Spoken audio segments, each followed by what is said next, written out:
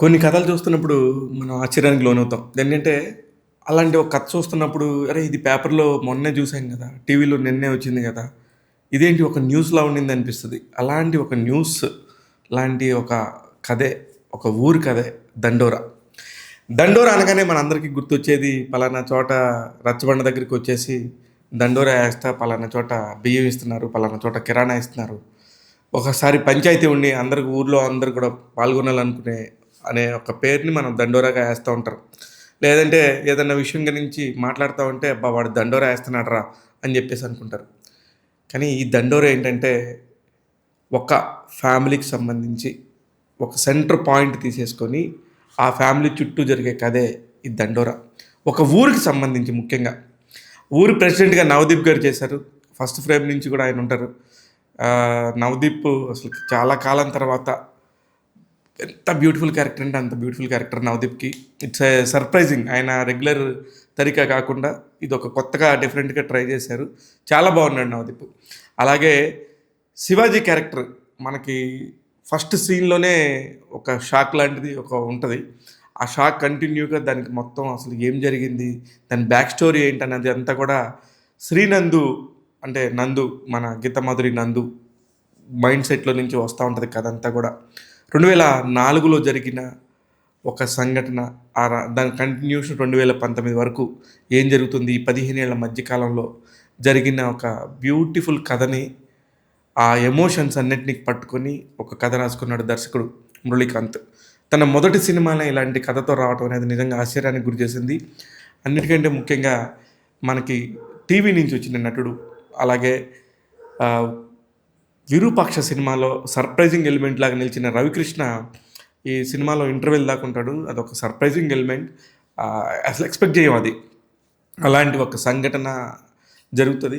ఆ సంఘటన తర్వాత అసలు ఆ ఊర్లో ఏం జరిగిందనేది అసలు ఈ మొత్తం బ్యాక్ డ్రాప్‌కి మెయిన్ కథ అది. మిగతా నటీనటులందరూ కూడా చాలా చాలా చాలా బాగా చేశారు. బిందు మాధవి ఒక ప్రాస్టిట్యూషన్ క్యారెక్టర్ లాగా అనిపించినా కూడా చాలా బ్యూటిఫుల్‌గా డిజైన్ చేశారు ఆ క్యారెక్టర్‌ని.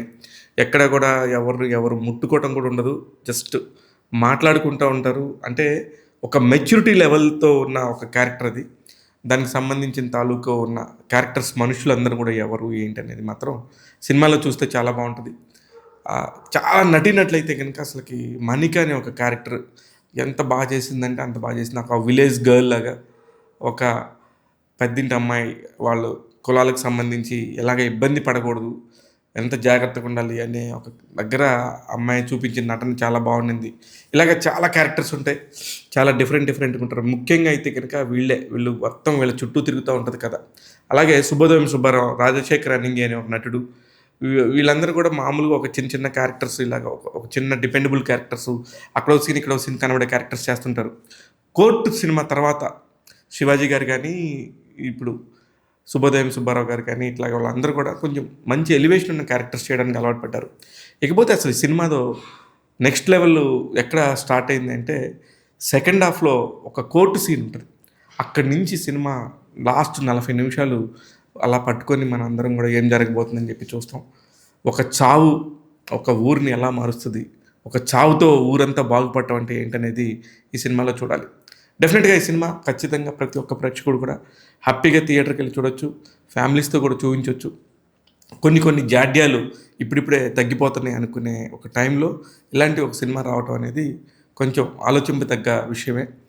ఏదేమైనా కూడా ఇలాంటి ఒక సినిమా తీయాలంటే చాలా పెద్ద గట్స్ ఉండాలి. నిర్మాత రవీంద్ర బెనర్జీ ముప్పనేని అనే అతను చాలా సాహసంతోనే ఈ సినిమా చేశారని చెప్పాలి. చాలా ఉంటాయి. చాలా రకరకాల అంశాలుంటాయి. ఓహో! ఇయన్నీ గూడా ఉంటాయా? అనే విషయాలు ఇప్పుడు మన పిల్లలకి తెలీదు. అయన్నీ గూడా ఒకసారి చూపించాలి డెఫినెట్‌గా. ఇయన్నీ గూడా ఉంటాయి సమాజంలో. వీటన్నిటిని తట్టుకొని, ఇయన్నీ దాటుకొని రావాలి. అప్పుడే మనం నిజమైన మనుషులుగా ఉంటామని జెప్పేసి చెప్పొచ్చు. ఒక సందేశం అయితే ఖచ్చితంగా ఉంది. డెఫినెట్‌గా సినిమా చూడొచ్చు.